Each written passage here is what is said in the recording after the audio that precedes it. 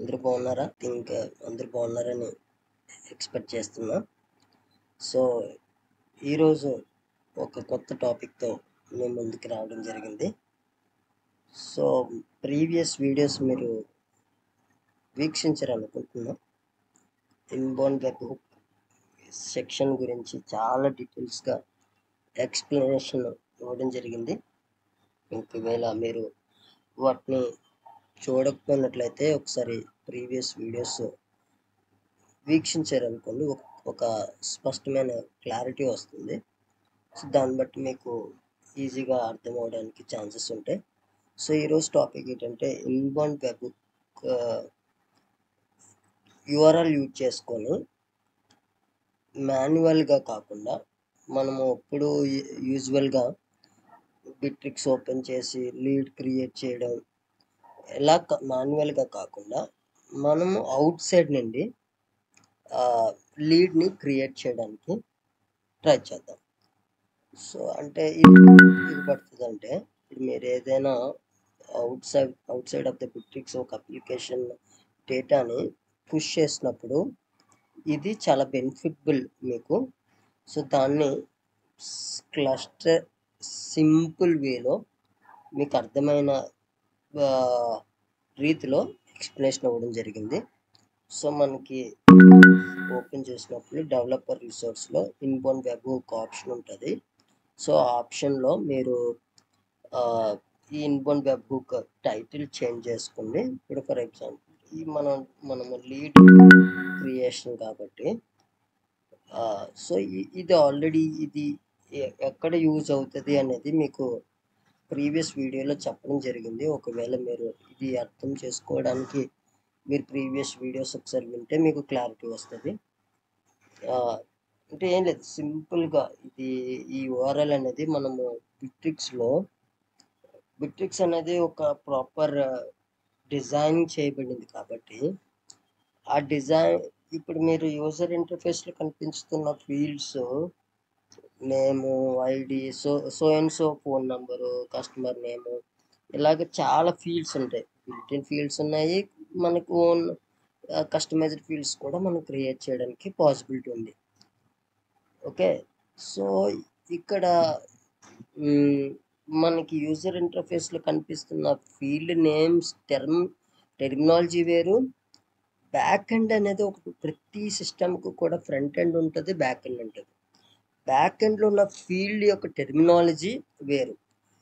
ఎందుకంటే back end fields యొక్క terminology అండర్స్కోర్తో మన ఫీల్డ్స్ అనేవి ఉంటాయి.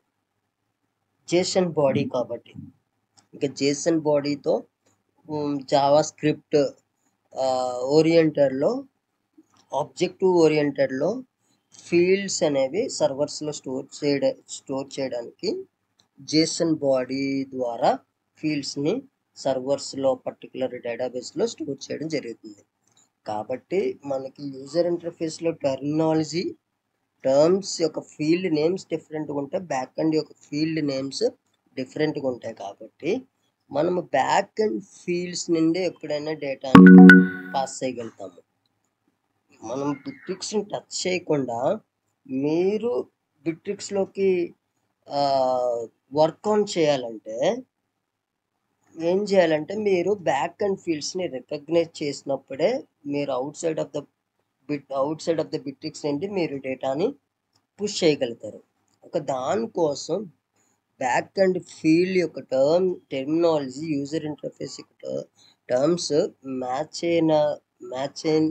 అయిన ఫీల్డ్స్ని రికగ్నైజ్ చేయడానికి ఈ యూఆర్ఎల్తో ఒక మెథడ్ని మనకి బిట్రిక్స్ ఏపీఐ డాక్యుమెంట్ ప్రొవైడ్ చేశారు. ఆ ఏపీఐ డాక్యుమెంట్ యూజ్ చేసుకొని ఆ మెథడ్ యాడ్ ఆన్ చేస్తే, ది యూఆర్ఎల్తో అటాచ్ చేస్తే మనకి ఈజీగా ఆ రెస్పెక్టివ్ పేజెస్ యొక్క ఫీల్డ్ నేమ్స్ మనము రికగ్నైజ్ చేయొచ్చు.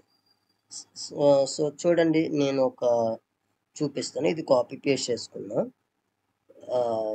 కాపీ పేస్ట్ చేసుకొని ఆల్రెడీ నేను ఫీల్డ్స్ రికగ్నైజ్ చేశాను. అంటే మనకి ఎలాగంటే, ఐ మీన్ 1 minute నేను ఆల్రెడీ ఫీల్డ్స్ రికగ్నైజ్ చేశాను. సో మీరు ఏం చేస్తారంటే జస్ట్ ఇక్కడ మెథడ్ పాస్ చేయండి. మనము crm.lead.add మనం ఏంటి బిట్రిక్స్ని టచ్ చేయకుండా లీడ్ క్రియేట్ చేయాలి. అదే మన యొక్క ఈ వీడియో యొక్క అల్టిమేట్ గోల్. సో కాబట్టి దాన్ని కాపీ పేస్ట్ చేసుకొని ఇక్కడ పేస్ట్ చేసిన తర్వాత మీరు బ్యాక్ అండ్ ఫీల్డ్స్ని రికగ్నైజ్ చేయడం తెలుసుకోవాలి. సో నేను ప్రీవియస్గా ఎలాగ ఫీల్డ్స్ రికగ్నైజ్ చేయాలో చెప్పడం జరిగింది, ఒకసారి చూడండి. సో నేను ఫీల్డ్స్ రికగ్నైజ్ చేసి title, name, second name, last name, comment section, phone number, okay, వీటి యూజ్ చేసుకొని నేను లీడ్ క్రియేట్ చేస్తున్నాను. ఓకే, నేనేమి బిట్రిక్స్ ఓపెన్ చేయలేదు. సో లీడ్ క్రియేట్ అయిపోయింది. ఎలా తెలిసింది? 200 ఓకే అంటే సక్సెస్ఫుల్ అని. సో నా లీడ్ ఐడి 28826. సో నేను ఇది క్లోజ్ చేసి సేవ్ చేసిన తర్వాత ఇది అది సేవ్ చేశాను. నేను ఆల్రెడీ క్రియేట్ చేసేసి అరేంజ్ చేసి ఇచ్చాను కాబట్టి ఆ పాపప్ వచ్చింది. సో అది మీరు ఆ మెథడ్ పాస్ చేసి సేవ్ చేయాలి. చూడండి, ఇదిగో 28826. సో అర్థమైందా? సో ఈ విధంగా మనం అంటే బిట్రిక్స్లో మాన్యువల్గా క్రియేట్ చేయకుండా అవుట్ సైడ్ ఆఫ్ ద బిట్రిక్స్ నుండి డేటాని పాస్ చేసే ప్రాసెస్ ఇది. ఓకే, నేను మీకు క్లారిటీగా అర్థమైంది అనుకుంటున్నా.